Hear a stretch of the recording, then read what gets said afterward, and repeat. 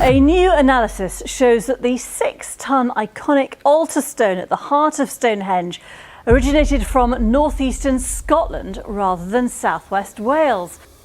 Many scholars speculate that what Stonehenge is a solar calendar, a method of timekeeping. Stonehenge rises from the English plain like a memory carved into stone, familiar yet never fully understood, until new scans and a single misplaced rock forced researchers to reconsider everything they thought they knew.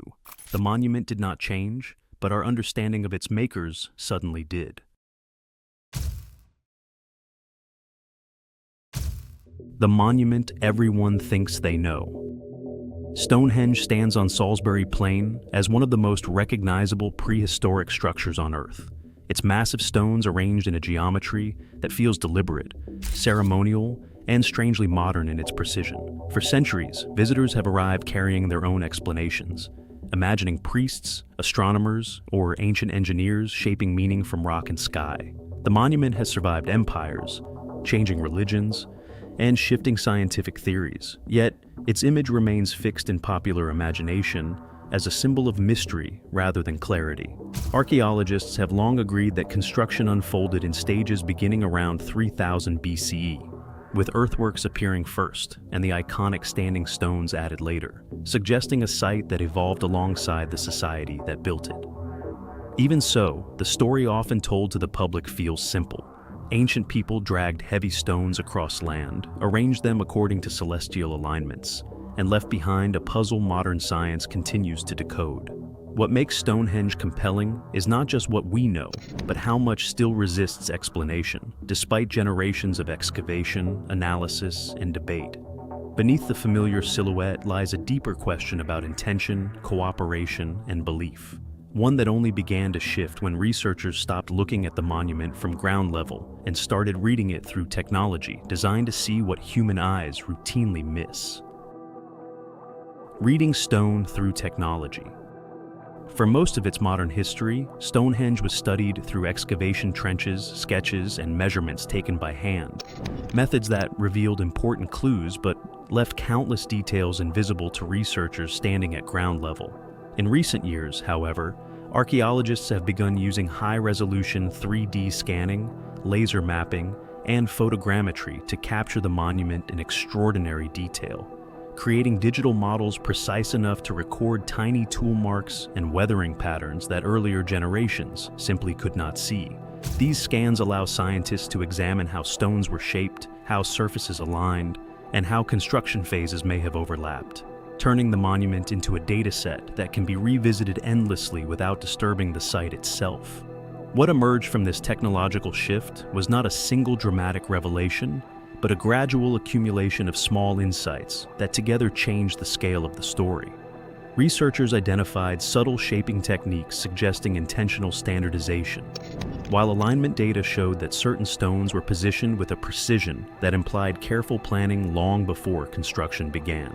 Digital analysis also revealed how individual blocks interacted structurally, indicating that builders understood balance and weight distribution at a level once underestimated.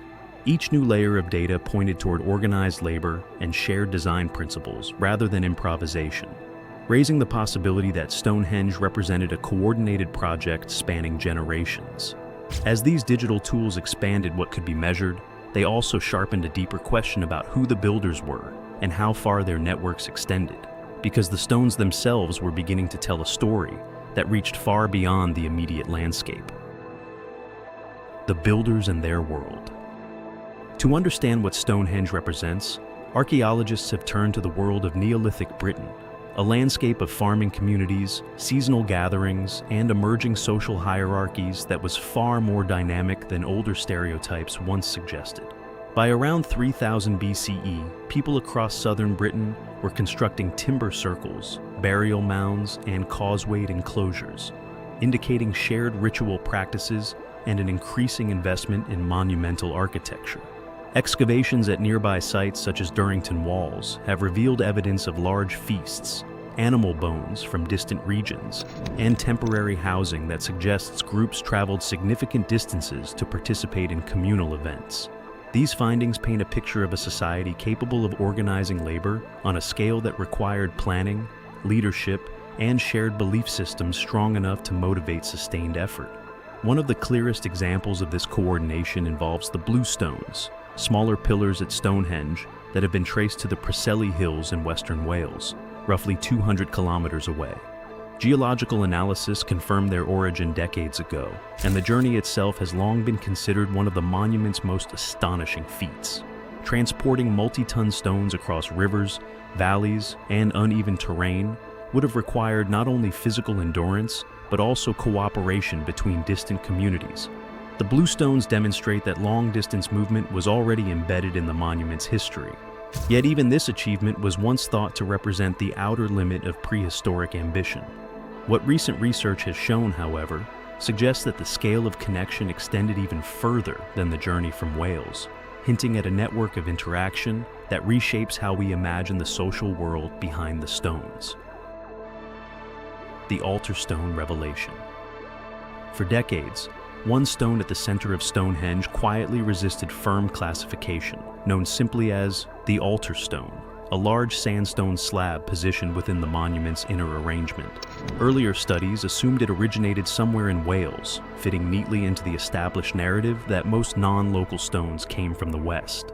That assumption held until a 2024 study published in Nature applied advanced geochemical analysis to compare the stone's mineral fingerprint with rock formations across Britain.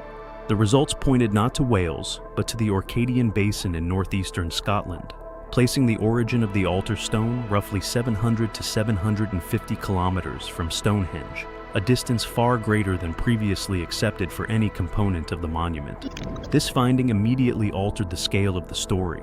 Moving a 6-ton stone across such a distance would have required either a complex overland route involving multiple communities or a combination of land and coastal transport that implies detailed environmental knowledge and coordinated planning. Researchers emphasized that the discovery does not prove exactly how the stone traveled, and competing theories remain under discussion, but the geological match itself is considered robust evidence. What changed overnight was not simply a map line, but the understanding of social networks in Neolithic Britain, suggesting communication or exchange systems linking regions once thought culturally separate. The altar stone now stands as a reminder that Stonehenge may have been more than a local ceremonial project. It could represent a monument built through collaboration across vast distances, carrying symbolic meaning strong enough to justify extraordinary effort. As scholars absorbed the implications, the question shifted from how the stones were moved to why communities separated by hundreds of kilometers might have chosen to participate in the same monumental vision. Rethinking meaning. As the geographical reach of Stonehenge expanded in light of the altar stone's northern origin, archaeologists began reconsidering what the monument was intended to represent within Neolithic society. One interpretation holds that Stonehenge functioned primarily as a ceremonial center aligned with solar events, particularly the summer solstice sunrise and winter solstice sunset, alignments that remain archaeologically supported and widely accepted. Yet the transport of stones across hundreds of kilometers suggests that its significance may have extended beyond local ritual, transforming it into a focal point for broader social or political cohesion.